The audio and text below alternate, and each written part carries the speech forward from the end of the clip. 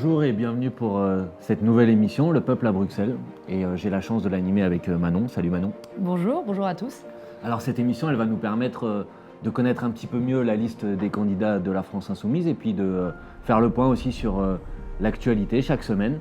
Puis aussi d'évoquer ensemble les questions liées à l'Europe et notamment les 12 combats qui sont dans le programme de la France Insoumise. Alors aujourd'hui, pour en parler avec nous, je vais vous présenter notre plateau. Nous avons la chance d'avoir avec nous Adrien Sifferman, qui est rédacteur à l'Heure du Peuple. Salut Adrien. Laura Papachristou, qui est directrice des programmes de Canal Phi. Bonjour Laura. Bonjour. Et 4 candidates et candidats que vous allez pouvoir découvrir ensemble. Alors je vous les présente pour l'instant juste par leur nom et leur prénom, mais on va revenir pendant le déroulé de l'émission sur leur parcours, leurs engagements, et vous allez les découvrir avec nous. Jim Delemont qui est à ma gauche. Salut Jim. Jeanne Chevalier. Bonjour Jeanne. Mauricio Garcia Pereira. Et Mauricio. Merci. Et Marina Mesure. Bonjour Marina. Alors vous allez pouvoir découvrir leurs engagements, leurs combats, leur parcours. Mais avant ça, on va commencer par une séquence qui s'appelle La semaine en images. Et c'est toi qui commences maintenant. Oui, et je vais commencer avec une chose à travers laquelle vous n'aurez pas pu la louper. Ça a commencé la semaine, c'est évidemment la déclaration d'Emmanuel Macron. On attendait tout ça un petit peu comme le Messie, un peu comme la réponse à ce qu'attendaient les Gilets jaunes depuis plusieurs semaines. Et le suspense a été assez court puisque les annonces du gouvernement et d'Emmanuel Macron étaient quelques gouttes d'eau dans un océan de mécontentement. Le gouvernement a annoncé une hausse du SMIC, première entourloupe, une hausse du SMIC de 100 €, alors qu'en réalité c'est essentiellement une hausse de la prime d'activité dont ne bénéficie pas l'ensemble des salariés du SMIC. Aussi dans les mesures qui ont été annoncées, la défiscalisation des heures sup, alors forcément ça nous a rappelé un petit peu un de nos présidents préférés, un certain Nicolas Hess. Et on sait tous que les défiscalisations des heures sup, c'est non seulement un outil économique qui ne crée pas de l'emploi, mais en plus qui coûte très cher à l'État. Donc une réponse qui figurait pas dans la liste des revendications des Gilets jaunes. On les a toutes regardées à la France Insoumise et on a vu que ces revendications étaient assez proches du programme de la France Insoumise, mais on n'avait pas vu la défiscalisation des heures sup, on a beau chercher. Et puis, entre autres mesures annoncées, l'appel du gouvernement à une prime de fin d'année. Donc, sont convoqués les grands patrons français pour leur demander quand même d'être généreux et un petit peu charitable. Et là, on a vu Total se précipiter les premiers en disant « Nous, on va annoncer une prime de 1 500 € pour nos salariés ». Alors ça tombe bien, il y a 2 ans, Total avait reversé plus de dividendes à ses actionnaires que les bénéfices qu'ils avaient faits. Donc concrètement, ils avaient fait des bénéfices, ils se sont dit « Ah, on a beaucoup de bénéfices, alors on va tout reverser aux actionnaires et encore plus ». Voilà, ce sont parmi les annonces qui ont été faites par le gouvernement. En revanche, il n'y a pas un mot sur la contribution des plus fortunés. Une des premières revendications des Gilets jaunes était le rétablissement de l'ISF, l'impôt sur la fortune. Pas un mot sur le sujet. Pas un mot non plus sur le pouvoir d'achat, qui est au cœur des revendications des Gilets jaunes. Et donc là, pas un mot pour les allocataires du RSA, pas un mot aussi pour le pouvoir d'achat, par exemple, des fonctionnaires. Et puis, pas un mot sur l'écologie, qui est quand même au cœur du sujet qui nous occupe. Et pas un mot non plus sur les demandes démocratiques qui animent les ronds-points partout en France. Donc finalement, une allocution pour pas grand-chose et qui explique aussi que les Gilets jaunes continuent à être mobilisés partout en France. Voilà pour le premier fait de la semaine. Un petit mot de réaction, vous avez tous regardé cette intervention, je sais pas, qu'est-ce que vous en avez pensé ? Ce qu'il faut dire aussi, c'est que toutes ces mesures-là, en fait, il n'y a à aucun moment les entreprises ou le profit qui est mis à contribution. C'est les impôts qui vont payer. Donc en fait, on est en train de prendre dans les poches de ceux qui n'ont pas grand-chose pour le mettre dans les poches de ceux qui n'ont rien. Donc, c'est complètement absurde et ça ne répond pas du tout aux revendications des Gilets jaunes. Ce qui me fait penser à une petite chose qui est peu évoquée aussi dans le courant de la semaine, c'est que, a priori, les annonces coûteraient entre 10 à 12 milliards d'euros. Et ces 10 à 12 milliards d'euros, on ne sait pas encore où le gouvernement va les prendre. Et la Commission européenne et l'Union européenne devraient se réveiller parce que la France risquerait de ne pas respecter cette fameuse sacro-sainte règle des 3% de déficit. Donc il y a de fortes chances que le gouvernement aille récupérer ailleurs ce qu'il vient de donner en partie d'une main. Donc c'est aussi une question qui est assez majeure et à laquelle le gouvernement n'a pas encore répondu. Très bien, allez, on va passer à la deuxième image. Ah oui, une nouvelle moins heureuse, mais qui a eu lieu aussi cette semaine malheureusement avec cet attentat de Strasbourg. Difficile là aussi malheureusement de passer à côté, et l'occasion d'envoyer un message d'affection, de fraternité à celles et ceux qui ont été touchés par cet attentat. L'occasion aussi, parce qu'il faut le faire, de féliciter, remercier les forces de l'ordre, puisqu'elles ont réussi à identifier l'auteur. Et puis l'occasion aussi de dire que, bien sûr que cette menace-là, terroriste, elle est toujours présente, mais que ce qui est important dans ces moments-là, c'est de refuser toute forme d'instrumentalisation, toute forme de récupération. Et de ce point de vue-là, l'attitude notamment de certains membres du gouvernement qui ont souhaité utiliser ces terribles attentats pour appeler à la fin des manifestations des Gilets jaunes, elle est tout à fait condamnable et même à certains titres assez ignoble. Donc dire que dans ces moments-là, il faut se rassembler, et c'est ce que nous avons fait, et que celles et ceux qui s'en sont détournés ne se sont pas gredis dans cette affaire. Alors on passe à l'image suivante de la semaine. 2 drapeaux. 2 drapeaux. Alors pourquoi 2 drapeaux ? Parce que ce mercredi a été adopté au Parlement européen le JEFTA. Vous connaissez le JEFTA, c'est l'accord de libre-échange avec le Japon. Accord qui déjà avait été préparé en catimini pendant l'été. On l'avait découvert à la fin de l'été alors que personne n'était au courant. C'est malheureusement un petit peu la norme sur ces accords de libre-échange. Nous avons cherché à nous y opposer. Malheureusement, nous n'avons pas réussi à y faire obstacle, à y faire barrage. Mais c'est clair que ça sera un sujet majeur de la campagne européenne. Et on ne peut pas en même temps parler et dire que la question et la situation écologique du pays, elle est dramatique, et continuer ces accords de libre-échange avec des marchandises qui font 3 fois le tour de la planète avant de venir dans le magasin à côté de chez vous. Et c'est clair que ça sera un enjeu, une question, un sujet majeur de cette campagne. Alors on va passer à l'image suivante. L'image suivante, c'est une image de l'Assemblée nationale. Pourquoi une image de l'Assemblée nationale ? Puisque ce jeudi était examinée à l'Assemblée nationale la motion de censure déposée par le groupe France Insoumise et puis par également le groupe communiste et le groupe socialiste. Motion de censure qui faisait suite à cette situation de blocage démocratique dans lequel est le pays aujourd'hui avec cette crise des Gilets jaunes. Et maintenant, tu l'as dit tout à l'heure, les réponses du président de la République qui n'ont pas été à la hauteur. Et à partir de ce moment-là, la solution, c'est de revenir devant les électrices et les électeurs. Et la première étape pour ça, c'est de censurer le gouvernement. Et c'est ce que nous avons voulu faire en déposant cette motion de censure. Alors bien sûr, elle n'a pas été adoptée, puisque la majorité de la République En Marche est assez pléthorique à l'Assemblée nationale. Mais c'était important de marquer le coup. Et je trouve que celles et ceux qui ne l'ont pas vu, allez voir notamment l'intervention de Jean-Luc Mélenchon à l'Assemblée nationale, parce que je pense qu'elle posait bien les enjeux de cette motion de censure. Alors là, ça n'a pas marché, mais à partir de demain, dans la rue, il y a un nouveau week-end de mobilisation, et on espère qu'on va les faire reculer. On passe à l'image suivante. C'est encore moi. Un fleuron de l'économie française. Ouais, c'est Ford, avec encore de nombreux salariés qui vont se retrouver malheureusement sur le carreau. Il faut se battre pour l'empêcher. Mais on observe que le gouvernement, le pouvoir, il a souvent tendance à jeter des chaudes larmes sur ces situations-là, mais quand il faut passer aux actes, par exemple, examiner une proposition de loi pour l'interdiction des licenciements boursiers, là, il n'y a plus personne. Et je trouve que cette situation-là, elle montre aussi un peu le double langage de celles et ceux. J'ai vu Bruno Le Maire notamment qui venait pleurer à l'Assemblée nationale sur cette situation. Mais qu'est-ce qu'ils ont fait depuis 18 mois pour légiférer, pour empêcher ce type de situation ? Rien du tout. Donc voilà, à l'occasion de l'afficher là aussi notre entier soutien, solidarité, détermination avec les salariés de Ford, et on va se battre à leur côté. Je sais que notamment nos camarades partout en France sont à leur côté déjà, mais on va continuer et ils peuvent compter sur nous. C'était dans l'actu du jour.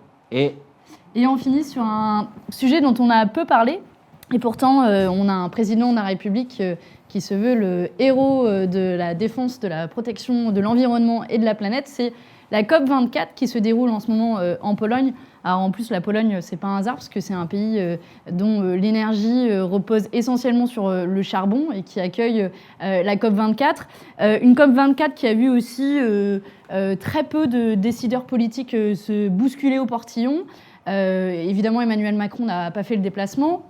On a aperçu que très peu de temps, notre ministre de l'Environnement de Rugy et Brune Poirson, la secrétaire d'État, qui est passée que très rapidement. Les enjeux pourtant de cette COP24 sont importants, peut-être la COP la plus importante depuis la dernière COP de Paris, puisque l'enjeu, c'est que l'accord obtenu à Paris trouve un mode d'emploi. Et souvent, le diable se cache dans les détails. Il y a un accord avec une ambition et finalement, les États n'arrivent pas à se mettre d'accord sur les moyens à allouer au niveau et à l'ambition de 2015 au moment de la COP. Ils n'arrivent pas à se mettre d'accord et le résultat, et le rapport du GIEC l'avait dit, c'est que si on continue à cette course, les dégâts sur la planète seront irrémédiables et puis on risque de s'approcher d'un réchauffement de la planète autour de 3,2 degrés, loin du 1,5 degré préconisé par le rapport du GIEC.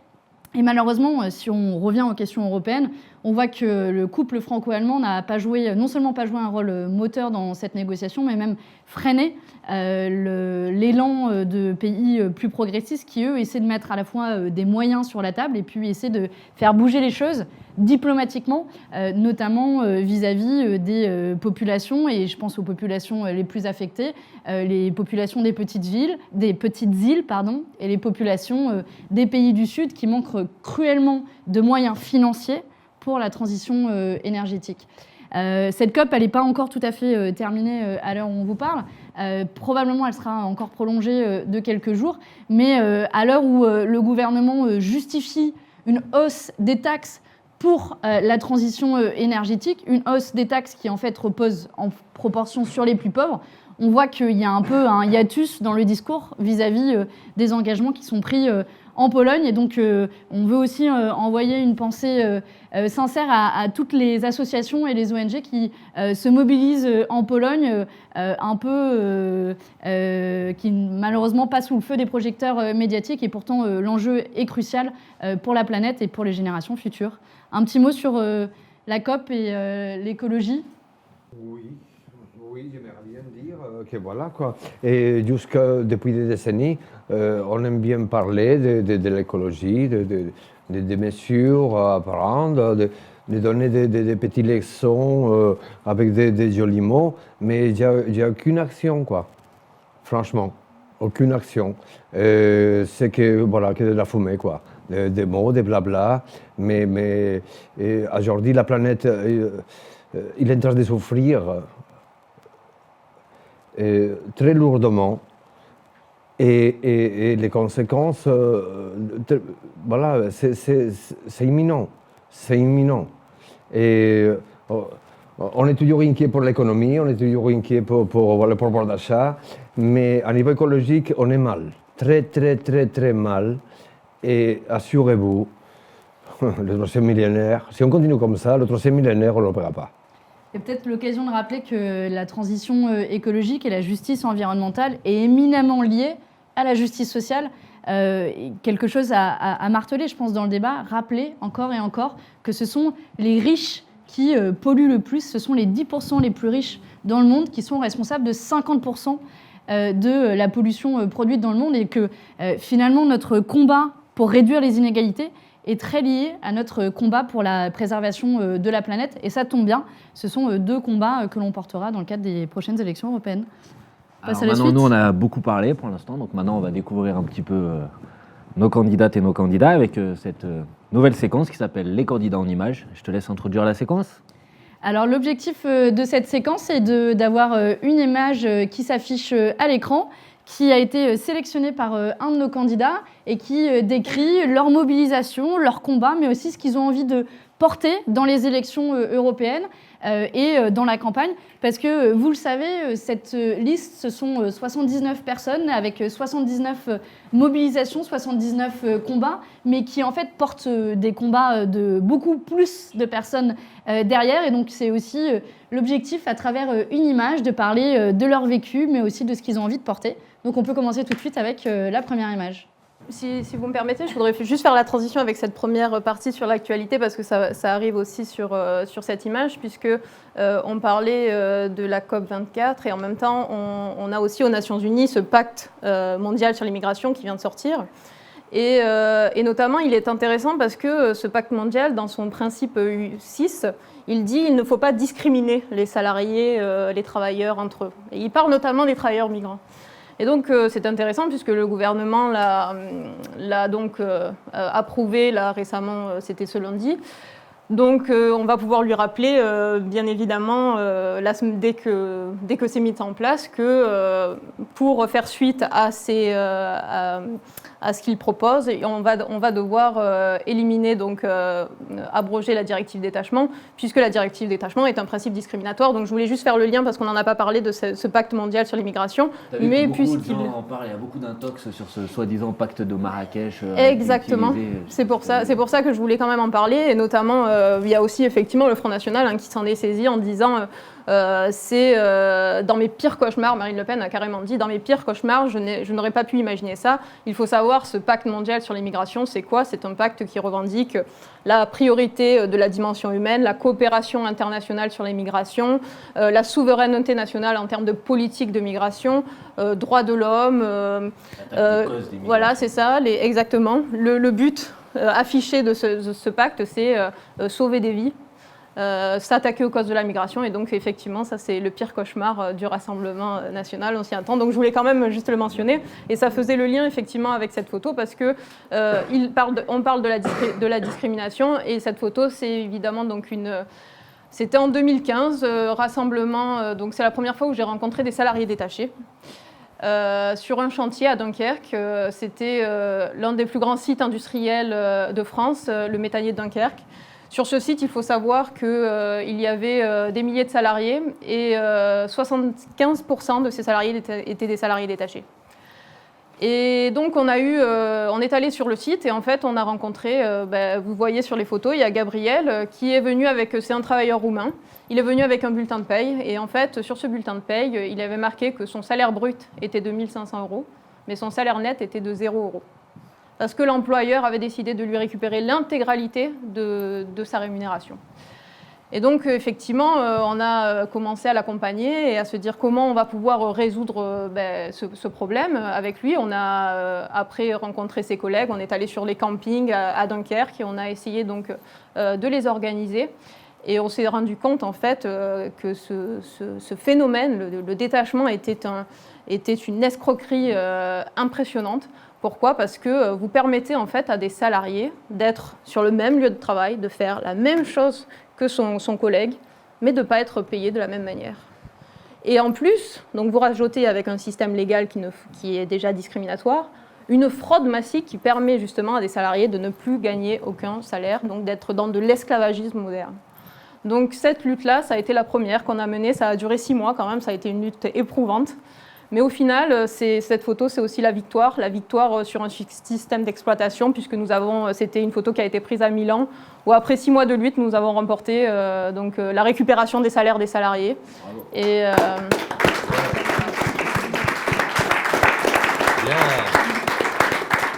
Et donc c'est mon combat, un de mes combats importants pour les Européennes, c'est la fin de cette pratique discriminatoire et l'abrogation de la directive détachement, d'où l'importance de cette photo.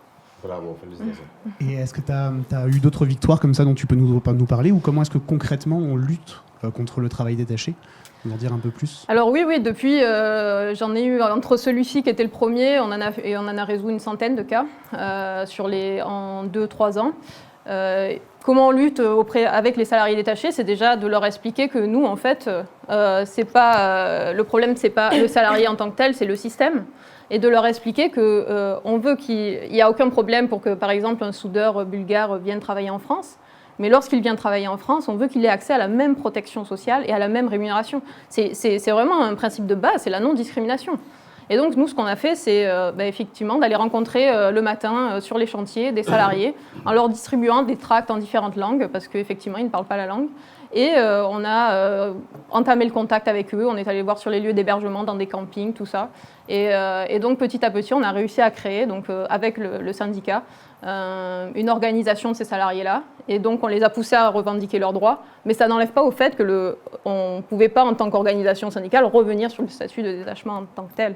Donc c'est pour ça que ça, le statut de détachement, c'est un combat politique qu'il faut mener, parce que ce n'est pas un combat syndical. Au niveau syndical, on va évidemment accompagner tous les salariés, on va permettre on va se battre à leur côté, mais derrière, c'est au niveau politique qu'on va pouvoir remettre en cause le statut. C'est pour ça que tu es là du coup aujourd'hui. Et c'est pour ça que je suis là aujourd'hui. Si j'ai bien compris, alors, on délocalise des grosses usines en France, dans des pays comme la Roumanie ou ailleurs, pour payer les salariés au minimum. Et les professionnels là-bas qui sont bons, on les amène ici pour payer aussi les mêmes salaires qu'ils sont là-bas. C'est ça. Non?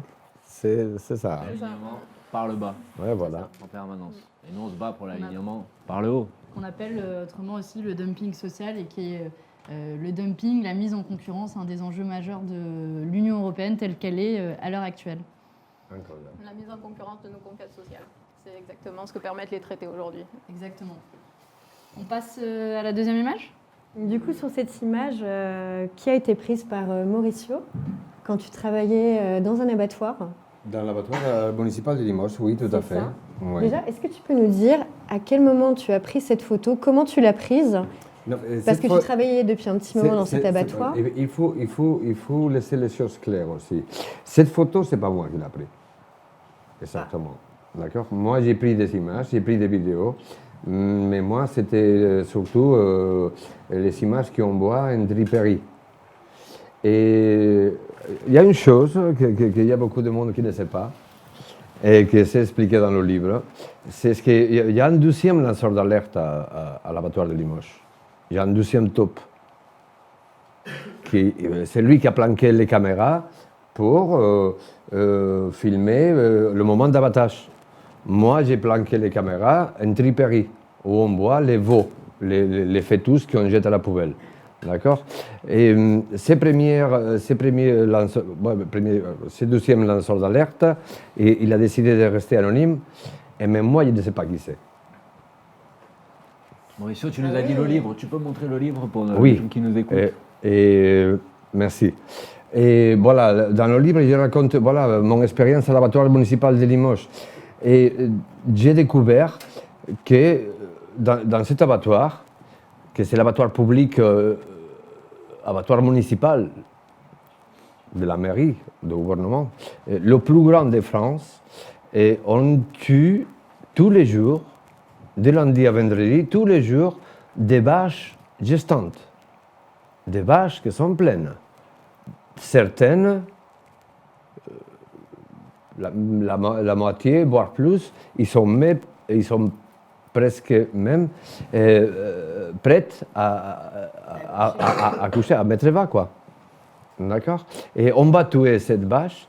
Et bon, voilà, avant de continuer ça, je voulais poser une question à chacun de vous, à vous tous.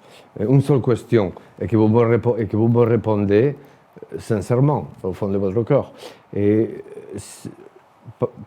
dans un abattoir, vous travaillez dans un abattoir, hein, et parmi tous les animaux qu'on va tuer, vous voyez qu'il y a des vaches qui sont gestantes.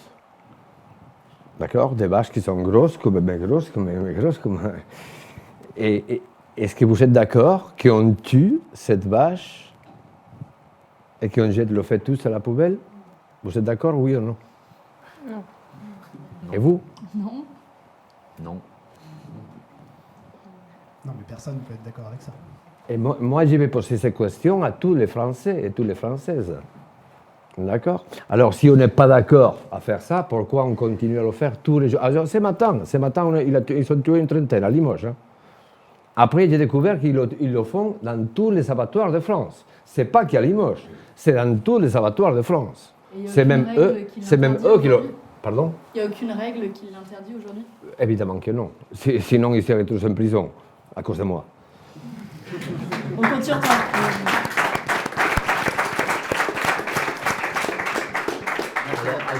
Aujourd'hui, mon combat, déjà, voilà, et éthiquement, moralement, et moi, je suis fils des paysans, quoi. Moi, je suis grandi dans une ferme. Moi, je sais que dans une des plus grandes de Galice, la plus grande de Galice, c'est une des plus grandes d'Espagne. On élevait des vaches mais par centaines. On envoyait des camions et des camions tous les jours à l'abattoir. Je sais qu'est-ce que c'est élever un animal pour le tuer et pour le manger. Mais aujourd'hui, voilà, il faut vraiment se poser la question, quoi. Se poser la question jusqu'où on peut aller, jusqu'où, qu'est-ce qu'on peut faire, voilà, comment on peut faire, voilà. Il y a tellement de questions, tellement de choses à faire, tellement de changements. On ne peut pas continuer. Aujourd'hui, on est en 2018. Et on ne peut pas continuer comme 50 ans en arrière, et pas qu'avec l'élevage. Après, j'ai fait aussi dans nos livres, j'ai fait des pratiques aujourd'hui, comme la corrida, pour le nom de Dieu. On n'est plus l'époque des Romains. D'accord, les Romains, tout ça, c'est préhistorique, ça. D'accord, les cirques avec des animaux sauvages.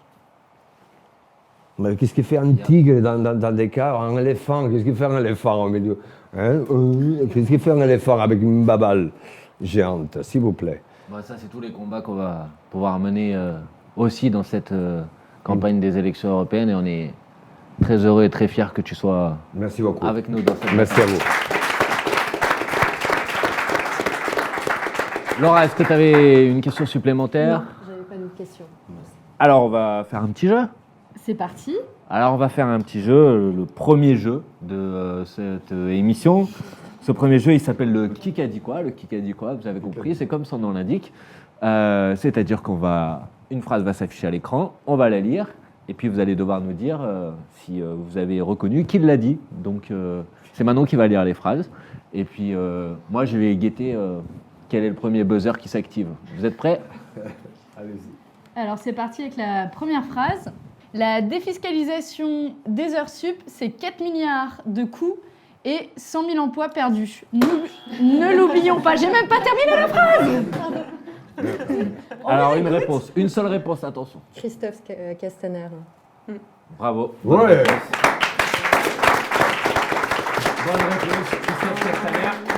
Il était maire de Fort-Calquier, c'était en septembre 2013, et à l'époque, il réagissait à la mesure de défiscalisation des heures supplémentaires qui était mise en place par le gouvernement de Nicolas Sarkozy. Oui. Et puis là, manifestement, il a changé d'avis. Mais les faits sont têtus. Et Comme- les faits, Comme beaucoup de députés En Marche. Bien sûr. C'est parti pour La deuxième la deuxième Donc phrase. ça fait 1-0, hein? Tu comptes les points aussi? Ah, je compte les points. Alors, la deuxième, vous me laissez aller jusqu'au bout ou... Vas-y. D'accord. On a un super président qui est capable de réformer la France. On a le sentiment qu'il réforme pour aider les plus aisés, mais il est en train de faire des choses fantastiques. Quelqu'un qui est très fan, vraisemblablement. On a le droit de... Tu peux faire des tests, Par intuition mais après, c'est le buzzer à l'autre Ah côté. bon Mais non, mais après, tu auras le droit de revenir. Mais... Alors, qui est-ce qui peut être aussi fan du président de la République, d'Emmanuel Macron et de sa politique actuelle? Il a une coupe de cheveux bizarre. C'est tes indices? Moi, je pense à une pub, surtout... Une pub, ouais. Il a tout compris. Bon, En tout Si on cas, dit il qu'il a, a tout tout compris. alors? Julien de Normandie. Non. Non. Il a Il tout a tout compris. compris. Je sais pas ce que c'est, il a tout compris. Bah, Mais j'ai vu cette Un citation. aide du public, c'est en train d'être soufflé de la part du public. aide du public à ma droite. Oui. C'est pas Ah, grave. Xavier Niel, oui. Buzzer. Le patron de prix, le patron de prix. Voilà, je le savais. Bon, elle était compliquée celle-là. Xavier Niel.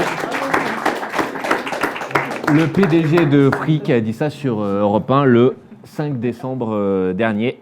On voit que les PDG du CAC 40 et des grandes entreprises de manière générale sont très reconnaissants à celui à qui ils doivent beaucoup. Et si la cote de popularité de Macron chute toujours plus dans la population française, manifestement, il ne perd pas l'aide et le soutien des multinationales et des puissants. Mais ça, on n'en doutait pas trop. Est-ce qu'on accorde ce point ?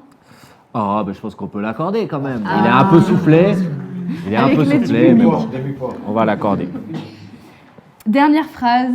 Il ne faut pas toucher au CICE et à l'impôt sur les sociétés. Si on fait ça, la politique que l'on mène ne va pas marcher. Il a dit que l'on mène, hein, donc que l'on mène, c'est un indice. Ça veut dire qu'il fait partie des gens qui mènent cette politique. Avec d'autres. C'est pour vous aider un petit peu. C'est une députée En Marche, non? Pas une députée, mais on se rapproche. C'est un membre du gouvernement. Ah, peut-être. Qui, a priori, a un rôle à jouer sur l'impôt sur les sociétés et le CICE. Benjamin. Direz-vous? Non, Non. pas loin. Darmanin?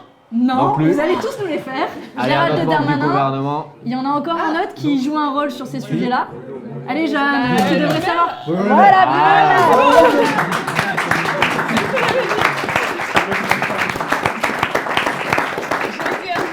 Ça fait 2-1. Ça fait 2-1. Ça fait 2-1 et donc c'est vous qui remportez le premier jeu. Mais maintenant, on va repasser aux images. Alors, on repasse aux images et on va lancer la troisième image. Alors, Marina. C'est une photo de Marina au Qatar. Alors, est-ce que Marina, tu peux déjà nous expliquer ce que tu faisais C'était pas au Qatar, hein. Là c'est devant les Nations Unies. Donc non, effectivement, mais c'était dans une campagne contre la Coupe du Monde au Qatar. Et donc bon, cette photo est assez symbolique pour moi parce que d'abord je travaillais aux Nations Unies, donc ils sont derrière. Et jusqu'au jour où je me rends compte qu'en fait aux Nations Unies, c'est une très belle organisation pour promouvoir les droits humains, mais sauf qu'aujourd'hui cette organisation est tenue clairement par les États-Unis, notamment par l'argent qu'ils injectent dans ces organisations. Et elles sont dysfonctionnelles aussi parce que d'un côté, vous avez le pouvoir que vous donnez à des organisations comme l'Organisation internationale du travail, donc très peu de pouvoir, et l'organisation, à l'inverse, l'Organisation mondiale pour le commerce. Là, effectivement, vous donnez un poids considérable. Donc le déséquilibre, en fait, dans ces Nations Unies aujourd'hui, qui sont touchées par la mondialisation financière de plein fouet, et dans l'idéologie qu'ils inspirent. Et devant, en fait, nous, on était des syndicalistes de tous les pays et on s'était regroupés pour dire qu'au Qatar, depuis que la Coupe du Monde a été attribuée, il y a eu 1400 morts. Donc 1400 travailleurs migrants qui sont morts pour construire les infrastructures, les hôtels, les stades. Et ces infrastructures sont principalement menées par des multinationales et des multinationales françaises. Vinci, pour ne pas la nommer. Et du coup, effectivement, c'est une lutte qu'on a menée pendant des années et qu'on continue à mener, puisque le Qatar a toujours la Coupe du Monde et continue encore à faire mourir des migrants sur ces chantiers. Et donc, en fait, ça fait aussi un peu le rapport avec le combat européen, parce qu'en fait, ce combat contre les injustices, contre l'exploitation, c'est un combat qui est français, européen et mondial. Et on pense là à la responsabilité aussi des entreprises multinationales françaises et le rôle que devrait avoir en tout cas l'Union européenne dans la régulation de ces entreprises multinationales partout où elles ont une activité. Et là, l'Union européenne a été très frileuse devant notamment le poids des lobbies et de ces grandes entreprises qui font la loi à Bruxelles plutôt que les citoyens ou les syndicats ou les associations qui se mobilisent contre ces violations des droits humains qui sont très graves. Donc on espère que demain on aura des citoyens comme toi qui se sont mobilisés contre l'exploitation des travailleurs dans le cadre de la Coupe du Monde au Qatar et non pas les multinationales qui ont leur siège à Bruxelles. Bravo. C'était ta deuxième image. C'était ta deuxième image. Donc chacun d'entre vous va avoir deux images. Et donc Marina, cette fois, a eu les deux images. Donc ce qui va se passer, c'est que Marina va nous quitter 2 minutes. Elle va aller s'installer dans la boîte à questions. Elle aura des questions, il faudra y répondre. C'est assez simple, ça s'appelle la boîte à questions. Marina, on te laisse y aller. Allez, les papas. Bravo Marina. Et Marina est en train de s'y installer.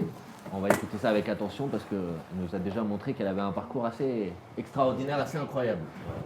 Donc les questions vont commencer et c'est Marina qui va répondre. Alors, ta plus belle victoire politique? Bon, je pense que ma plus belle victoire politique, c'est celle auprès des salariés détachés, parce que pour moi, la lutte contre la fraude, la lutte contre l'exploitation, la lutte aussi contre la discrimination, c'est le combat politique que je souhaite mener et qui me tient particulièrement à cœur. Donc pour moi, c'est celle que je jugerais comme la plus belle victoire politique, celle aux côtés des travailleurs détachés. C'est comment de travailler à l'ONU? Eh ben, travailler à l'ONU, ça a un côté hyper stimulant parce qu'en fait, on travaille avec des équipes des fois de 20 nationalités différentes. C'est la beauté du monde dans lequel on vit, d'être avec des personnes d'Asie, d'Afrique et de travailler tous ensemble pour une cause commune. La mienne, c'était d'abord au commissariat des Nations Unies pour les réfugiés, donc une cause en plus qui est particulièrement importante dans le contexte actuel. Après, à l'Organisation internationale du travail, donc la défense des droits des travailleurs dans le monde. Donc ça a un côté effectivement incroyable de voir qu'on est en capacité aujourd'hui, s'il y a la volonté de travailler ensemble pour les droits humains, pour la justice sociale. Mais en même temps, comme je disais, ça a un aspect aussi un peu frustrant d'imaginer que ces Nations Unies aujourd'hui sont pourvoyées aussi par des États qui la financent et qui empêchent des fois son bon fonctionnement et que ses objectifs soient réellement accomplis. L'OM ou le PSG? Alors, moi, le foot, depuis que je défends les travailleurs qui sont en train de mourir pour construire les infrastructures, j'ai un peu du mal. Et je vous dirais que je préfère le rugby.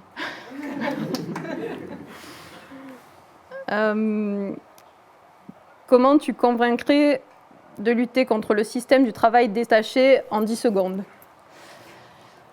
Le travail détaché, c'est un système qui est discriminatoire, qui est contraire au droit international du travail. C'est pour ça que nous devons absolument l'abroger. Nous ne devons pas permettre aujourd'hui en France, en Europe, des pratiques discriminatoires entre des salariés. C'est un concept simple, l'égalité de traitement et la lutte contre toute forme de discrimination. Bravo, bravo. Merci Marina d'avoir répondu à toutes ces questions. Marina va nous rejoindre pour continuer la présentation de nos candidates et candidats. Et donc, on va partir pour une 4e image. Regardez, c'est là-bas que ça se passe. Jim, tu t'es reconnu? Oui. Alors Jimmy, tu peux nous dire un peu ce que c'est, pourquoi tu as choisi cette image, où est-ce que c'est? Alors, c'est une photo du haut des quartiers à Valparaiso, la ville-port au Chili, où j'ai passé un an, du coup, l'année dernière jusqu'en août de cette année, où j'étais en échange, du coup, universitaire pour faire 2 stages en journalisme communautaire. Et j'ai choisi cette photo parce que ça représente, en fait, dans la ville, ils ont une forte culture de l'auto-organisation à travers tout un réseau de centres communautaires, communautaire au sens du quartier, du collectif d'habitants. Et ils ont conscience que la vie quotidienne, améliorer leurs conditions de vie, ça s'arrache au prix d'une lutte au quotidien avec la solidarité en tissant des liens à travers tous les habitants.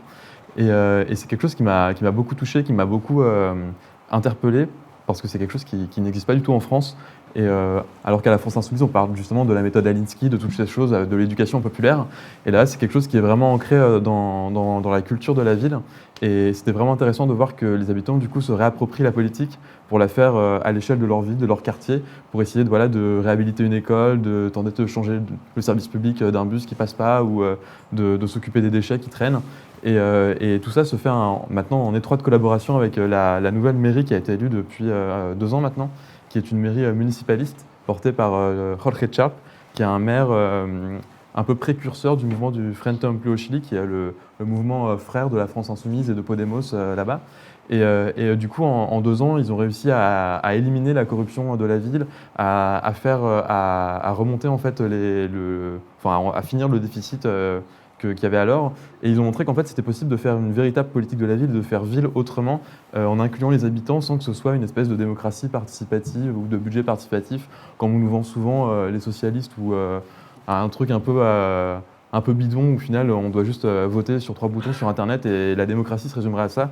Alors que là-bas, pas du tout. La démocratie, c'est vraiment un investissement. Les gens sont écoutés, ils sont partie prenante de tous les processus. Et c'est quelque chose de vraiment intéressant et qui est super inspirant, je pense, pour nous, non seulement dans nos actions locales, mais aussi, je pense, pour les prochaines échéances électorales qui vont arriver après, où on a là un exemple concret de faire la ville autrement. D'autant que c'est une ville pauvre, une ville ouvrière, où le manque de travail se fait sentir. Et malgré tout, ça n'empêche pas les maisons sont colorées, mais c'est aussi les gens qui font que ces couleurs peuvent reluire et donnent du sens en fait, à leur vie au quotidien. Non, je vais pas d'autres questions.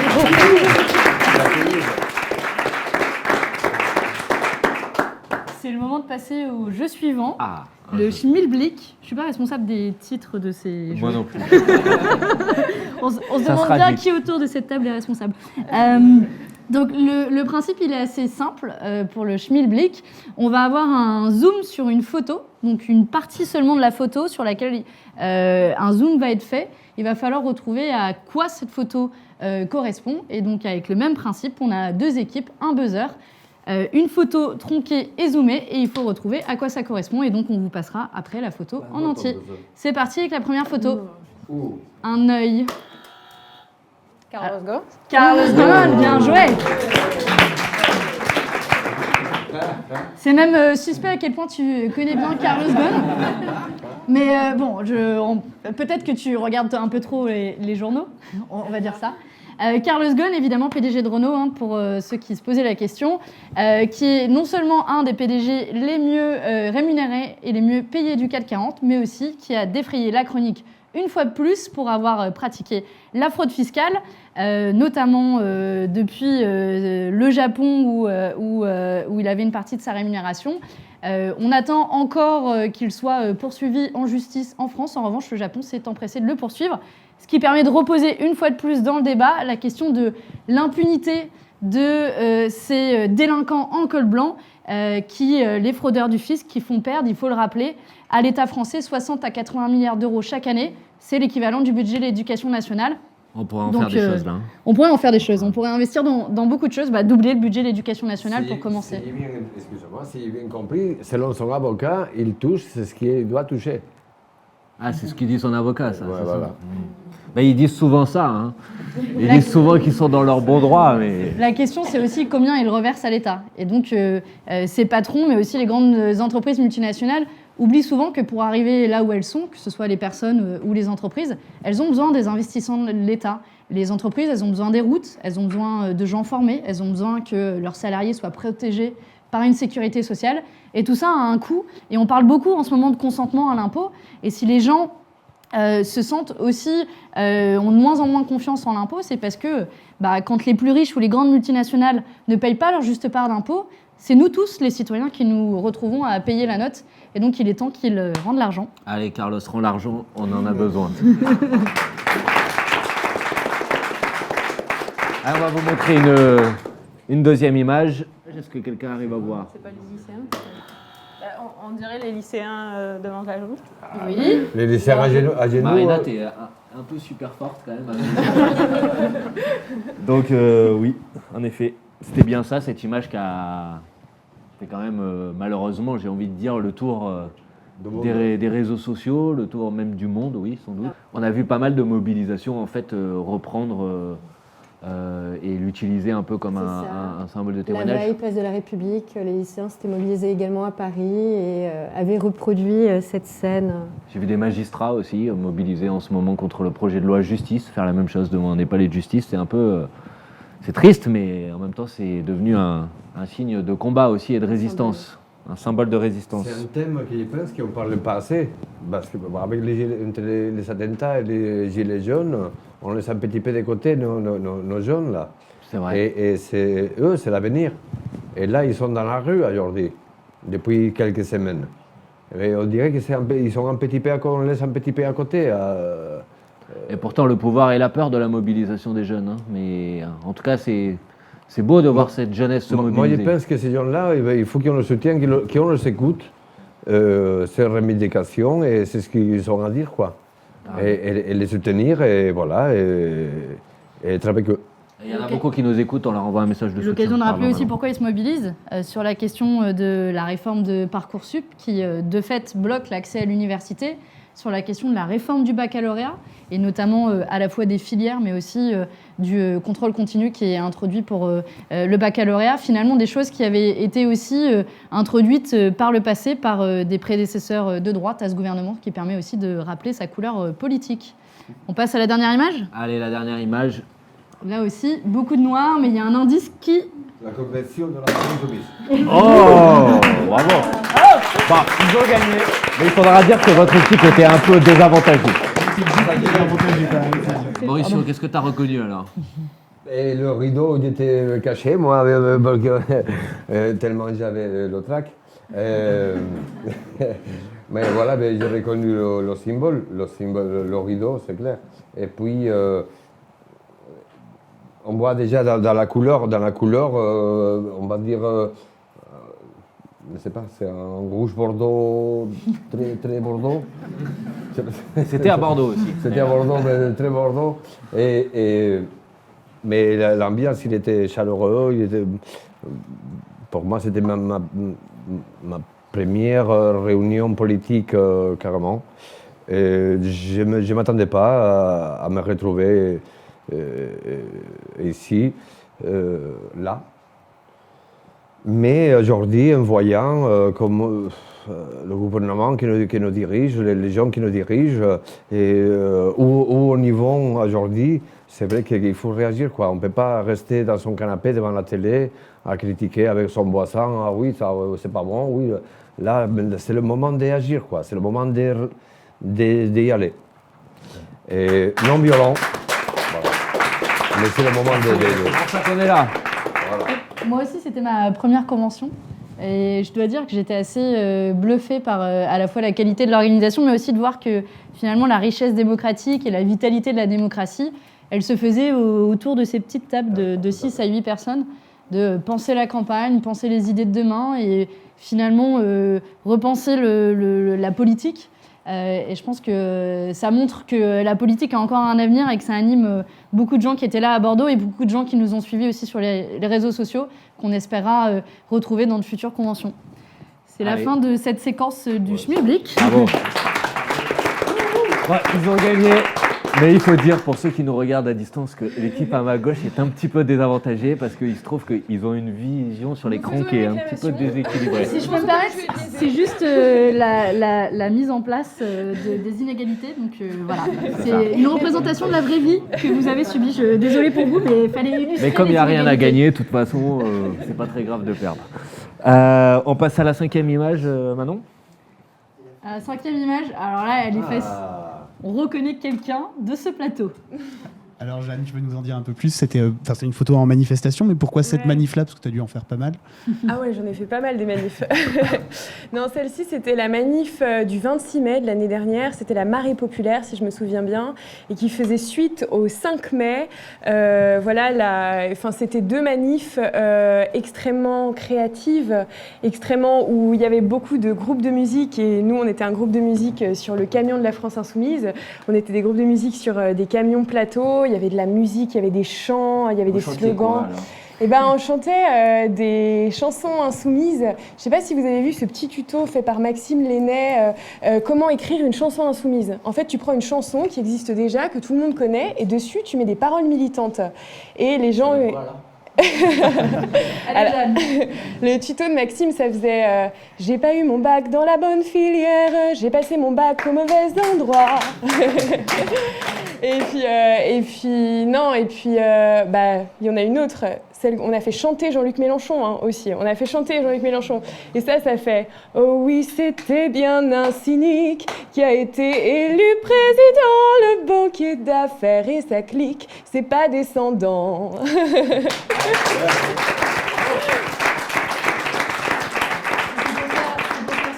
Parlement européen. Ouais, c'est ça. Non, mais en vrai, ce que j'ai aimé dans ces manifs, c'est que chacun arrivait avec son slogan. Il y avait beaucoup de pancartes de la France insoumise, mais elles étaient complètement disséminées au sein de la manif. Et voilà, c'était très créatif. C'était l'insoumission comme un mode d'être. C'était chacun était insoumis, arrivait avec sa lutte, sa revendication, sa créativité. J'ai trouvé ça génial. Et donc, nous, on a fait chanter les gens, on a distribué des livrets. Et en fait, il y a quelque chose de... la joie, en fait, c'est très sérieux. La joie, c'est un pied de nez à ce gouvernement qui sème la misère, qui sème la dépression, le chômage, voilà. Et nous, on est plus fort qu'eux parce qu'on crée des précédents de bonheur. Et par ce mode d'action, je trouve qu'on permet aux gens d'envisager un autre mode de société, un ailleurs, l'idéal qu'on prône et qu'on essaye de porter à travers notre programme politique, quoi. Bravo. Merci.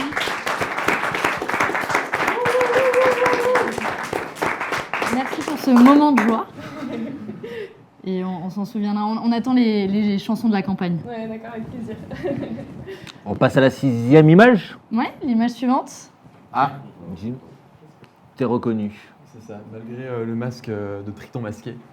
Donc ça, c'est une photo qui date de 2016, à la Marche des Bâtons à Notre-Dame-des-Landes, où le projet d'aéroport, du coup, était encore une menace très pesante sur le bocage nantais. Et du coup, il y a eu cette marche où il y a eu quelque chose comme... Enfin, c'est l'une des plus grosses marches du mouvement. Il y avait 50 000 personnes qui se sont rassemblées de toute la France au milieu des champs dans la périphérie de Nantes pour déferler, tous avec un bâton en symbole de cette marche du Larzac, de cette marche victorieuse du Larzac où tout le monde avait un bâton pour frapper le sol. Et tout le monde était venu avec son bâton pour le planter dans une grande haie, comme une herse finalement symbolique, pour montrer son opposition à ce projet d'aéroport qui est devenu finalement un peu un symbole de toutes ces injustices, de toutes ces connivences un peu crasses entre des multinationales, des préfets, des membres de gouvernement qui servent les intérêts privés de Vinci, comme tu l'évoquais tout à l'heure, Marina. Et on voit un peu tous les liens qui se tissent, que lutter... Si vous nous écoutez, au besoin de... Oui, on viendra chercher l'argent. Et qu'entre toutes ces luttes, finalement, que ce soit du bocage Notre-Dame-des-Landes ou au Qatar ou en Amérique latine, on se bat tous contre un ennemi commun qui est le néolibéralisme porté par ces monstres que sont les multinationales. Et que du coup, c'est aussi en agissant au niveau local que ça a du sens de faire des symboles comme ça. Et surtout que Notre-Dame-des-Landes a pris un peu le rayonnement de tous les grands projets inutiles et imposés, les GP2I. Et du coup, que ce soit ce feu projet d'aéroport, ou la LGV Lyon-Turin, ou Bure, la poubelle nucléaire de Bure, ou l'usine des 1000 vaches dans le Nord, tout ça finalement prend sens et ça a permis de mettre en lumière ces projets qui sont un peu le fruit de la société dans laquelle on vit, dont Macron, tous ces gens-là sont les architectes finalement. Et du coup, c'était un moment vraiment magnifique qui montrait que malgré la froideur du béton, la froideur des gouvernants qui veulent nous imposer des projets totalement absurdes, il y a des forces qui sont là, des gens d'horizons totalement différents, associatifs, militants politiques, syndicalistes, des paysans, des étudiants. Enfin voilà, tout le monde s'est rassemblé un peu. Enfin, il y avait un peu de quelque chose de. C'était pas du tout les gilets jaunes, mais voilà, c'était vraiment des gens totalement différents qui se rassemblent et qui font de la politique à l'échelle de la ZAD du coup, et qui propose une autre façon de vivre, de prendre des décisions. Enfin, c'était une bataille gagnée aussi. Une bataille gagnée. Maintenant, elle est encore d'actualité. Est-ce que tu peux... Oui, elle est toujours d'actualité, tout à fait, parce que du coup, aujourd'hui, c'est la répartition des terres qui se joue pour que les terres ne reviennent pas à des syndicats agricoles très productivistes qui font de l'agriculture à coup de glyphosate. Et c'est pas du tout l'agriculture qui a lieu d'être sur la ZAD, qui est une zone finalement... qui a été protégée depuis les années 60, car les terres étaient gelées. Du coup, on a un bocage historique qui n'a pas fait en fait les frais de l'agrandissement des terres. Et du coup, aujourd'hui, le but, c'est que cette agriculture, elle retourne à une agriculture locale, que la terre retourne à ceux qui l'ont défendue, à ceux qui ont lutté pour défendre tout ça. Et aujourd'hui, ces bâtons qui avaient été plantés, certains d'entre eux ont fait racine. Et ça montre que la résistance est toujours fertile, malgré l'obscurité des menaces. Bravo. T'as fait tes deux images, quoi. T'as fait tes deux images. Oui, ça y est. Donc c'est le moment d'aller à la boîte à questions. Alors Jim, c'est à toi. Un souvenir marquant de Notre-Dame-des-Landes. Alors ça pourrait être l'été, en fait chaque été il y avait un rassemblement à Notre-Dame-des-Landes et du coup en 2017, le dernier rassemblement du coup qu'il y a eu, il y a eu un lâcher de lanternes lumineuses qui avaient été fabriquées à la main par les militants durant le week-end. Et du coup, toutes ces lanternes ont été illuminées et se sont envolées dans le ciel du bocage. Et il y avait un peu autant de lanternes qu'il y a de luttes. Et surtout, il y a eu aussi un hommage à Rémi Fraisse, du coup, qui a été assassiné ou qui a fait les frais du coup des dérives et des violences meurtrières policières au barrage de Sivins.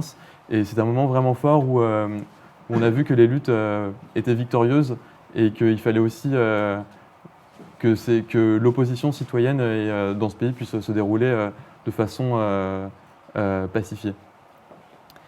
Comment ça se fait que tu es devenu militant si jeune?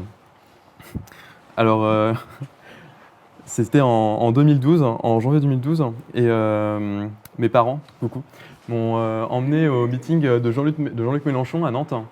Et du coup, je suis ressorti avec mes premiers tracts et mes premières affiches. Et voilà, c'est un meeting qui m'a vraiment interpellé. Et voilà, je suis ressorti avec plein d'idées. Et du coup, de fil en aiguille, voilà, j'ai distribué mes premiers tracts et mes premières affiches. Et c'est comme ça que j'en suis venu à militer. Tu as commencé à militer sans pouvoir voter, pas trop frustrant. Que penses-tu du droit de vote à 16 ans? Alors du coup, oui, parce que j'ai commencé à militer du coup l'année de mes 16 ans. Mais vu que je suis de fin d'année, j'avais pas le droit de voter aux élections présidentielles et législatives. Du coup, c'était un peu frustrant de ne pas pouvoir mettre le bulletin dans l'urne et de concrétiser un peu l'action militante. Du coup, c'est une très bonne chose, le droit de vote à 16 ans, surtout s'il est du coup le 1er janvier de l'année des 16 ans. Comme ça, il n'y a pas d'inégalité entre ceux qui sont de fin d'année ou début d'année. Comment tu entretiens tes cheveux? Alors, je pense que c'est un très vaste débat et qui méritera... Est-ce qu'on peut faire, je sais pas, une motion de censure à la personne qui a posé la question? C'est trop délicat. Raphaël Enthoven ou Jean-Michel Apathy? Bernard-Henri Lévy.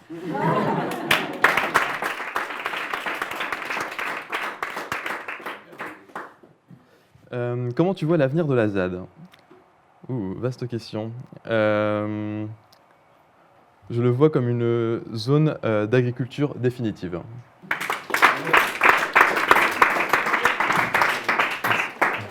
Et merci Jim pour cette boîte à questions. Maintenant, c'est à peu près tout sur toi, sauf sur tes cheveux, mais parce que tu n'as pas voulu nous dire. Solidarité des cheveux bouclés. Merci. On passe à une image de plus, peut-être la 7e image. Est-ce que quelqu'un se reconnaît là-dessus? Oui, parce qu'on te connaît pour ta voix magnifique, mais on te connaît aussi pour ta lutte contre les banques. Je fais aussi un peu des trucs austères. Exactement. Non, j'ai travaillé pendant 2 ans pour le compte de la Banque Centrale Européenne et mon rôle, c'était de contrôler les banques. Voilà, c'était d'être contrôleuse de la finance. Et alors, quand je suis arrivée dans mon organisation, on m'a dit « Mais attention, nous ne sommes pas les gendarmes de la finance, nous en sommes les médecins. » Voilà, alors que je travaillais pour une institution publique, pour le service public, pour précisément l'institution qui avait pour charge, par exemple, de contrôler la Société Générale au moment de l'affaire Kerviel, et qui n'a rien trouvé. Voilà, et ça a été...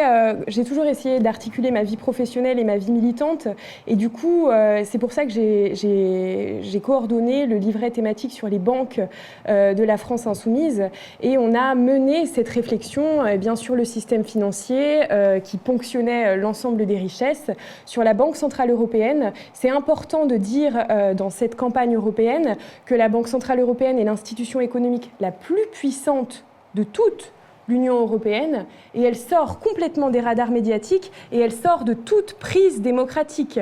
Voilà, et généralement, le président de la Banque Centrale Européenne vient de Goldman Sachs, vient des banques privées et sert complètement les intérêts de la finance, les intérêts des banques. La Banque Centrale Européenne, elle a injecté depuis des années des milliards d'euros dans l'économie, mais pas du tout dans les investissements publics, dans les routes, dans les hôpitaux, dans les écoles, non, dans les banques pour préparer la prochaine crise financière qui, selon un certain nombre d'experts, d'économistes, approche à grands pas et qui risque d'être une déflagration pour nos économies et pour nos peuples, pour nos travailleurs, bien plus grande que la précédente. Et comment on revient, Jeanne, sur l'indépendance de la Banque Centrale Européenne? Comment on fait? Eh ben, on a plein d'idées dans le livret banque de la France Insoumise. Non, mais déjà, le fait que, par exemple, le Parlement européen aujourd'hui n'a qu'un contrôle qui est complètement factice sur la nomination du président de la Banque Centrale Européenne. Donc, il pourrait effectivement approuver ou non le président de la Banque Centrale Européenne, sa nomination. Ensuite, on peut aussi faire en sorte que cette institution ait d'autres missions que la monomanie qu'elle a actuellement de lutte contre l'inflation, de lutte contre l'augmentation des prix. Elle pourrait veiller, par exemple, à la lutte contre le chômage en Europe. Voilà, donc ça pourrait être... on pourrait changer son mandat. Et pour cela, il faut changer les traités. Et c'est ce qu'on propose avec maintenant le peuple. Ouais, il y a du boulot, mais il y a du boulot. On va le faire.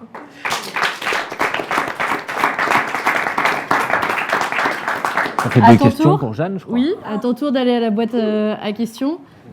Alors, Jeanne va aller à la boîte à questions. On la laisse s'installer. Et là, les banques vont trembler. C'est quoi ta recette pour mettre l'ambiance dans une manif? Je dirais pas que j'ai une recette, je dirais que le mouvement social, moi, ça me donne des ailes. Alors, je me mets à crier, je me mets à haranguer les foules et je lance généralement un petit Bella Ciao et ça marche tout seul après. Voilà. Toi qui travailles dans une collectivité, oui, parce que maintenant je travaille dans une collectivité, à quoi ressemblerait une commune insoumise? Eh bien, je vous invite à venir voir la mienne de commune, qui préconise l'écologie populaire, donc qui fait réfléchir la population ensemble à comment on peut aller vers de la sobriété énergétique, comment on peut dépolluer les sols. On a un slogan qui s'appelle « Réhabiliter les friches pour réhabiliter les gens ». Ça veut dire que en faisant, par exemple, ce qu'on appelle de l'agriculture urbaine, on peut amener à des activités, amener vers l'emploi des populations qui en sont particulièrement éloignées. Ça, ce sont par exemple des pistes. Johnny ou Bachung? Je préfère Bachung. Tu peux nous chanter quelque chose? Ce sera la 3e fois. Oui, moi, ok, je vais bien faire jukebox. Una mattina mi sono svegliato, oh bella ciao, ciao, ciao, ciao. Una mattina mi sono svegliato e ho trovato l'invasor. Voilà. Merci beaucoup. On va passer à la prochaine séquence qui est le chiffre de la semaine. Le principe est le même. On va mettre un chiffre à l'écran, un chiffre qui va correspondre à quelque chose et à une histoire. Et donc, chaque équipe doit retrouver le plus rapidement possible ce que signifie ce chiffre qui est à l'écran. On commence tout de suite avec le premier chiffre qui est 7. Moins 7. Moins 7, pardon. Moins 7. Donc, c'est un déclin. Ça baisse pas mal d'ailleurs. En ce moment, ça baisse beaucoup. Oui, c'est ça. Là. La cote de popularité d'Emmanuel Macron. Bravo. Bravo, bien joué. Il faut dire que ça fait 3 fois de suite qu'il a moins 7, mais il est toujours à 25%. Alors là, en l'occurrence, c'est le 30, dernier ça fait, sondage IFOP. Et effectivement, puisque il est même pas à 25, il est à 26, de 33 à 26%. Mais on dirait qu'il y a quelque chose sur 26, c'est que tu baisses, mais tu restes toujours à 26, quoi. Le plafond de verre. C'est le plafond de verre. Non, en fait, ça dépend des instituts, mais en tout cas, tous convergent sur quelque chose. C'est qu'en ce moment, ça baisse et ça plonge. Et qu'il faut préparer l'alternative. C'est un peu notre rôle aussi, ici, autour de la table. Le chiffre suivant, 30%. c'est en lien avec l'actualité de cette semaine dont on a parlé aussi en début d'émission. Allez, une petite tentative, Adrien. Une tentative, c'est le nombre de gens qui vont bénéficier des mesures annoncées sur le On peut l'accorder. Ouais. Oui, on peut carrément l'accorder. On peut carrément l'accorder. Les 30%, c'est le nombre de personnes qui vont bénéficier de la hausse de la prime d'activité, enfin les nombres de personnes qui sont au SMIC, de salariés au SMIC qui vont profiter des effets de cette hausse de la prime d'activité. Allez, on va dire quand même qu'on va leur donner un point. partout. Un partout. Merci, ça faisait longtemps qu'on n'avait pas eu de points. Du coup, on va vous départager sur un dernier chiffre. En plus, c'est un gros chiffre, 2100. Qu'est-ce que ça peut être, à votre avis? Alors, c'est en rapport avec Ça peut être beaucoup de choses. un sujet qui m'est cher sur les questions d'évasion fiscale. C'est le montant en milliards de l'évasion fiscale en Europe, non?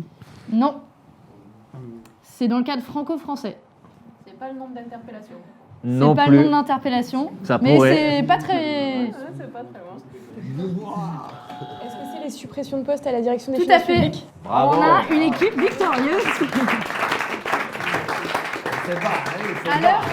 À l'heure où, pas plus tard que cette semaine, dans son allocution, le président de la République, Emmanuel Macron, a rappelé à quel point la lutte contre l'évasion fiscale est importante. C'est venu comme un cheveu sur la soupe à la fin de son allocution. Il a dit l'évasion fiscale, c'est important. Voilà, et c'est juste, ça fait partie des mots-clés qu'on doit passer, parce qu'a priori, c'est assez consensuel, la lutte contre l'évasion fiscale.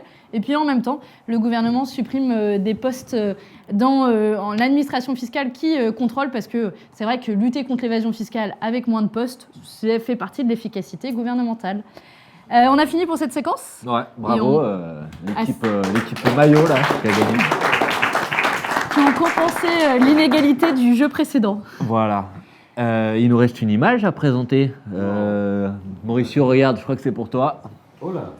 Ouais, alors Mauricio, tu peux peut-être nous en dire un peu plus. En fait, ce qu'il y a, c'est qu'il y a ton histoire militante qui a vécu entre la première image qu'on a vue tout à l'heure et l'image qu'on voit là. Parce que maintenant, tu es un porte-parole reconnu de cette cause-là. Tu le disais, tu as écrit un livre. Tu peux nous dire un peu comment c'est arrivé, comment est-ce que tu t'es retrouvé porte-parole de cette cause-là et reconnu sur ces sujets de la souffrance animale dans les abattoirs? En fait, c'était un peu inespéré, quoi. Je ne m'attendais pas à être obligé de faire ça. Moi, j'étais prêt pas à être ici, si les choses se faisaient dans le respect de la réglementation et dans le respect de l'éthique et de la morale. Mais quand on voit ça, et au quotidien, tous les jours, c'est machiavélique, parce que c'est machiavélique, quoi.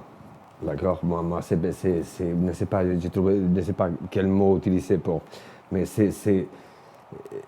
voilà, c'est tout prémédité, tout est calculé. Et les animaux, on travaille avec le vivant, d'accord? Mais ce vivant-là, c'est que de la matière première, quoi. On va le traiter comme une chose, d'accord? Comme un outil. Et nous, les ouvriers, en plus, on va être voilà, c'est lui qui va faire le sale boulot. D'accord? Et je ne pouvais pas... Voilà, la photo, à côté, c'est mon fils, mon grand, Quentin. Cette photo, je crois que c'est à Paris. À Paris, non, c'est à Limoges. C'est à Limoges, devant la mairie. C'est à Limoges le 26 novembre, exactement, 2016. Devant la mairie de Limoges. Voilà, une manifestation de ce type pour les animaux à Limoges, et même Sébastien de 214, il a dit si on fait cette manifestation l'année dernière, on n'est même pas une vingtaine de personnes, quoi. Et un an après, voilà, quoi, on était presque un millier de personnes devant la mairie de Limoges. Quand même, c'est quelque chose. Parce que voilà, on est dans le Limousin, hein. On va toucher où il fait mal, quoi. Hein, c'est pas... Et voilà, le Limousin, tout le monde connaît le prestige. Eux-mêmes, comment ils le vendent. Hein, il y a des salons, il y a des salons de l'agriculture, voilà. Et ces gens-là, voilà, ils ont sa manière à eux de manipuler depuis des années.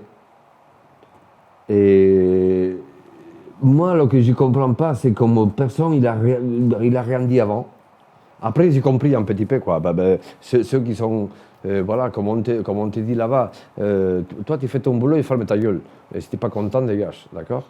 Et voilà, la majorité, il dégage. Il ne dit rien, il ferme sa gueule, il dégage. Pour la petite porte. Et moi, j'ai vu ça pendant plus de 6 ans, j'ai vu ça. J'ai vu au moins une quinzaine de gens braves, hein, qui malgré les cadences, malgré ils tenaient bon. Mais après, voilà, on a tous des problèmes, des soucis personnels ou moins personnels. Et il y a un moment donné qu'on te dit on ne peut plus, on te dit dégager. Mais voilà, les gens ils dégagent. Et on a des arrêts de maladie à répétition. Si tu ne peux pas tenir, voilà, casse-toi, quoi. On te fait la morale. On t'y tient, les règles qu'on t'impose, la cadence, toi, la hiérarchie, c'est un truc qui est bien calé dans un abattoir, c'est la hiérarchie. Hein. Le directeur, le grossiste, le chef de production, le chef vétérinaire, voilà, après chaque responsable de sanitaire, d'hygiène, de production, et puis après le chef de chaîne, et après l'ouvrier, quoi. La main d'œuvre, l'abruti qui va faire le sale boulot pour que, voilà, on va te payer le strict minimum. Hein. Moi, après 6 ans à l'abattoir, que c'est hallucinant, mon contrat c'était niveau 1, échelon 2. Niveau 1, échelon 2, moi je l'avais en 2001, quand je suis arrivé en France, mon premier contrat, et je ne parlais pas français à l'époque. Hein, c'est ma femme, la mère de mes enfants, pardon, qui à l'époque il m'a aidé pour faire le rendez-vous d'embauche, parce qu'il ne parlait pas français. Et j'ai embauché avec niveau 1, échelon 2. C'était mon premier contrat, en 2001. Et en 2016, après 6 ans à l'abattoir, j'étais encore à niveau 1, échelon 1, et on va dépasser à échelon 2 en 2001, l'année prochaine. Ok. Merci pour... C'est un honneur pour nous que tu sois avec nous aujourd'hui. Et maintenant, Mauricio, tu vas continuer à parler parce que c'est ton tour de passer à la boîte à questions. On va pas te demander de chanter comme Jeanne. Mais tu vas... tu peux pousser la chanson. J'ai pas de voix. Tu vas pouvoir répondre à toutes nos questions. Et c'est alors, la première mesure à mettre en place contre la souffrance animale. Ouf, la première. Il n'y a pas une seule, hein, il y en a beaucoup à faire. Et la première déjà, contre la souffrance animale. Arrêtez de tuer les vaches gestantes.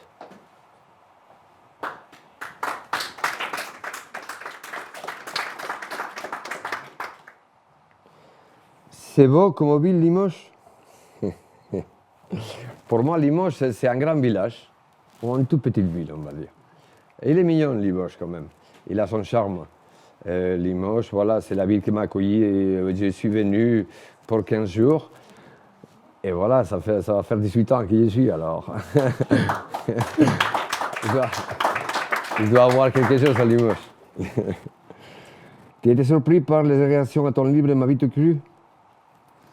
Et oui, bien sûr, oui. Mais j'ai pas eu presque aucune réponse négative. Et tous les retours que j'ai eus, c'était bien, c'était de réconfortant. Ça m'a aidé à continuer, à me battre. Et parce que je ne savais pas où j'ai mis les pieds. Et moi, espagnol comme je suis, c'est vrai que bon, avec mon caractère, j'étais toujours pas bien accepté ici. C'est vrai que bon, moi je suis pour quelque chose. et j'ai eu du mal à m'adapter. Et même aujourd'hui, j'ai parfois du mal à comprendre. Il y a certains trucs que je ne comprends pas toujours. Mais bon, mon livre, franchement, pour moi, c'est merci à vous. Et c'est presque comme un troisième fils, c'est mon troisième fils, quoi. C'est ma vie tout cru. Et pour moi, c'est mon troisième enfant. Né élevé en France. Qu'est-ce qu'ils t'ont dit tes anciens collègues de travail? Bof, là, j'étais un petit peu déçu, franchement. Et la majorité, ils me soutiennent. Encore, mais en privé.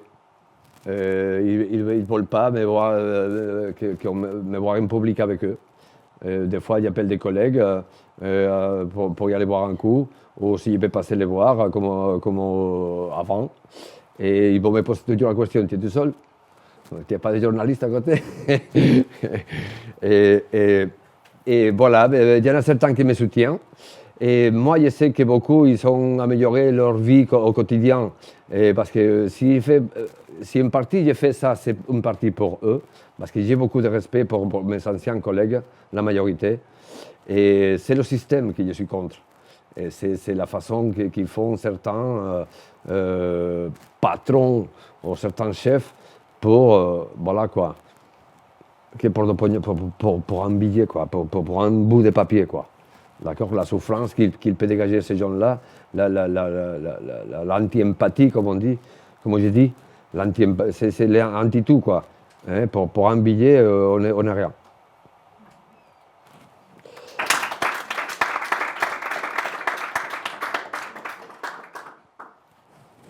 Après ce livre, tu planches déjà sur un prochain ouvrage? C'est vrai que je l'ai dans la tête.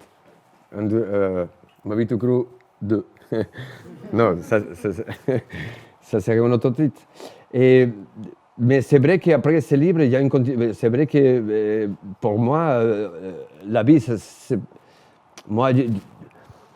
moi, j'aurais pu dire, voilà quoi, bon, j'ai fait ce qu'il y a à faire, j'ai dénoncé ce qu'il y avait à dénoncer, maintenant démerdez-vous, je reste chez moi, je ne dis plus rien.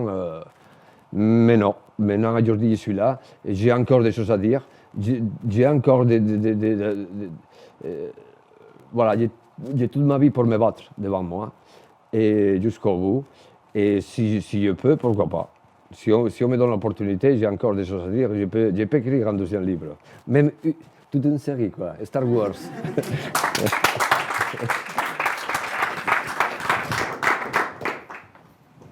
Mon film favori, ton film favori. Waouh. Waouh. Mon film favori. Probablement, mais il n'y en a rien à voir avec les animaux, malgré qu'il y a quelque chose à voir aussi. Mon film favori, Le silence des agneaux.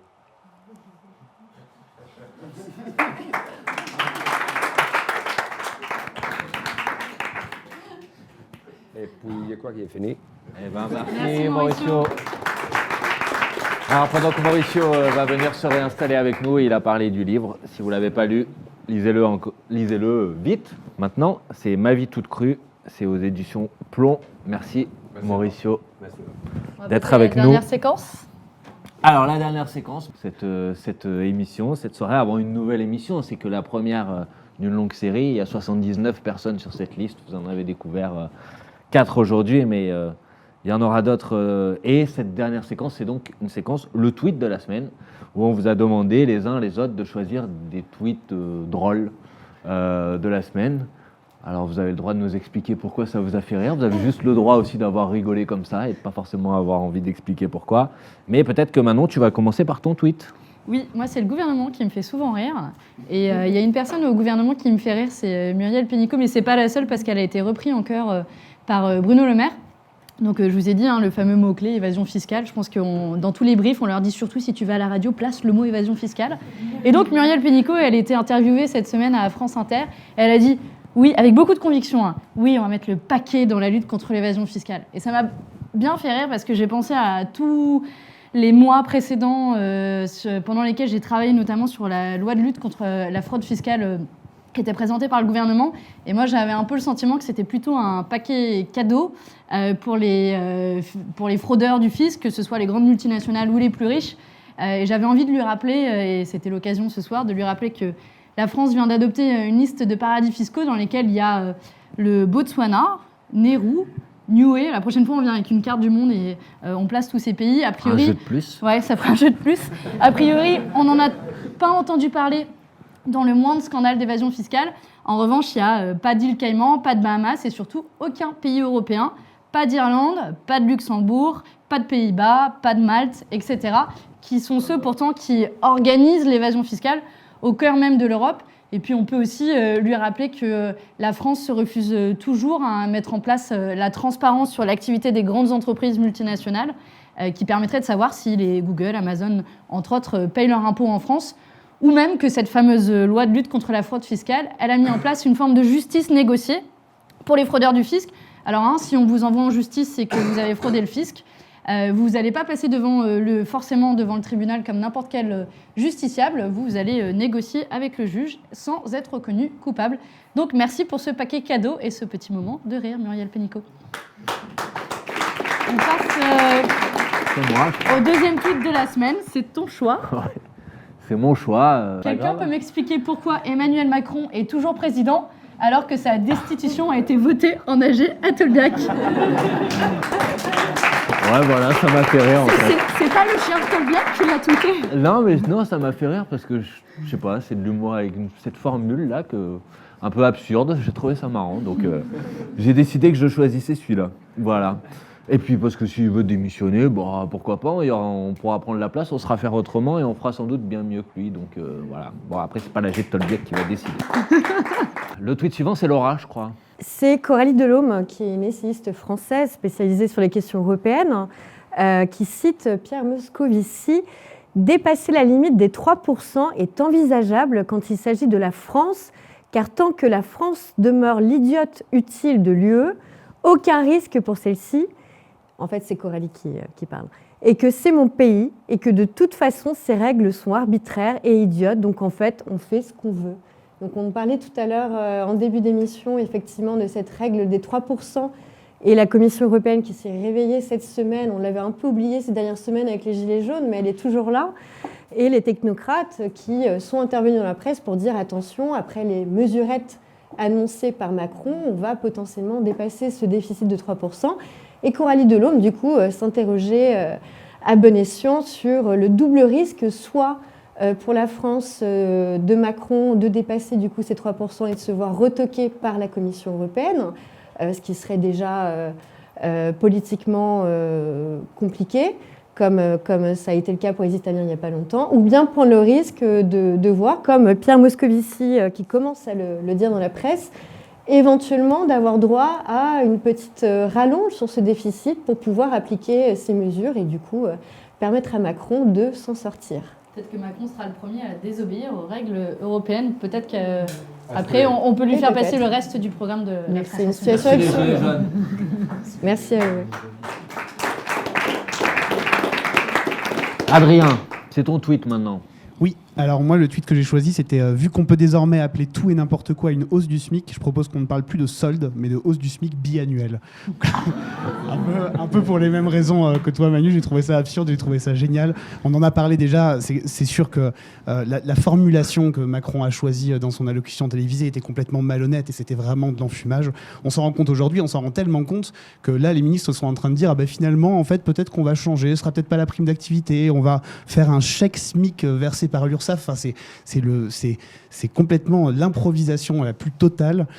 Et puis en plus, ça répond pas, je le disais aussi tout à l'heure, ça répond pas aux revendications des Gilets jaunes. Ils font pas l'aumône, les Gilets jaunes. Ils veulent juste vivre dignement de leur salaire. C'est quand même pas compliqué à comprendre. Et donc, il faut répondre à cette revendication-là et pas avec des mesures d'enfumage.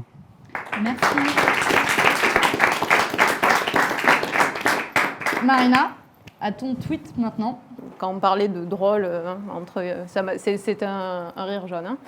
L'opinion se lasse, les chaînes d'infos qui mènent le bal vont se réintéresser au reste du monde. Le Pen et Mélenchon qui vivent sur la bête vont les lâcher en race campagne.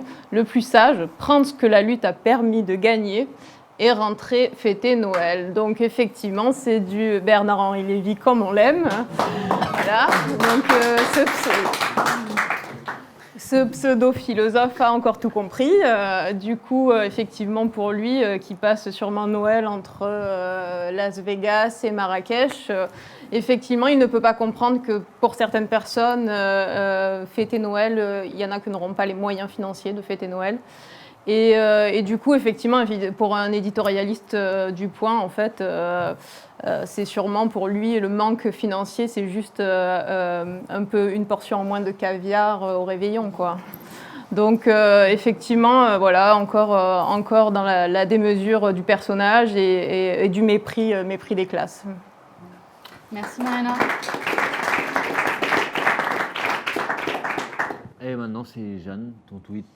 Donc c'est Pamela Anderson qui tweet qu'elle ne défend pas la violence, mais quand la violence de ces gens, de ces voitures luxueuses, qu'est-ce que cette violence comparée à la violence structurelle de la France et de ses élites ? Moi, en fait, j'ai trouvé ça superbe d'avoir cette femme que tout le monde veut cantonner au rôle de la poupée Barbie, nous développer une analyse politique bien meilleure que la plupart des éditorialistes sur les grands médias. J'ai trouvé ça génial. J'ai trouvé que c'était un pied de nez au patriarcat et à tous ceux qui veulent penser que c'est une poupée écervelée. Non, elle est superbement intelligente. Et puis son analyse sur le fond, elle remet bien les choses à leur place en matière de violence. Bon, évidemment, les violences sont condamnables et inadmissibles, mais il faut remettre dans le contexte d'une violence sociale qui est subie par les classes populaires et les classes moyennes, tant et tant, et contre laquelle nous voulons lutter. Voilà. Donc Pamela Anderson, meilleure analyse politique que Bernard-Henri Lévy, c'est ce qu'on retiendra de ce soir. Jim, ton tweet ? Alors, Guillaume Meurice qui tweetait « C'est pourquoi les grenades de désencerclement seront dorénavant remplacées par des bisous ». Et il tweet à propos d'une citation d'Emmanuel Macron, quand il y a de la haine, c'est qu'il y a aussi une demande d'amour. Guillaume Meurice qui est aussi bon humoriste que Bernard-Henri Lévy, sauf que BHL est philosophe, malheureusement pour lui. Mais oui, que Macron nous ressort des espèces de phrases de perlimpinpin, comme il aime le dire, qui ne riment à rien. Et que finalement, il va avancer de belles phrases comme quoi, oui, il faut de l'amour, de la compassion, de la bienveillance avec En Marche, tout ça. Mais au final, la concrétisation qu'on voit, c'est des coups de matraque à la Benalla, des grenades de désencerclement, que ce soit dans les mouvements sociaux, à Notre-Dame-des-Landes, dans la rue contre les lycéens, contre les étudiants, contre les gilets jaunes, contre tout le monde. Et que finalement, c'est ça, le vrai visage de Macron, c'est une violence néolibérale, autant politique que concrète, avec la répression. Mais heureusement, Guillaume Meurice est là et on lui envoie plein de bisous aussi. Bravo. Et alors Mauricio, il est venu avec un tweet avec pas mal de caractères. Non, je le remontre, c'est le livre de Mauricio pour conclure. Et n'hésitez pas, il y a beaucoup de candidats sur cette liste qui ont ou vont écrire des livres. Et je pense que c'est des outils de campagne aussi, donc on essaiera de vous les montrer à chaque fois. Et on espère que bientôt on pourra écrire un livre du peuple à Bruxelles, avec l'ensemble d'une partie du peuple qu'on a présenté ce soir et qu'on continuera à présenter dans les futures émissions, qui j'espère fera l'objet de livres une fois que nous aurons fait entrer le peuple à Bruxelles. Et on vous donne rendez-vous pour la prochaine fois et la prochaine émission, où ce sera l'occasion de présenter d'autres candidates et candidats. Et on vous remercie à tous les 6 pour avoir fait part d'une partie de vos combats, de vos mobilisations qui animeront la campagne et on l'espère demain les parlementaires à Bruxelles. Merci à tous. Allez, bye bye, à la prochaine.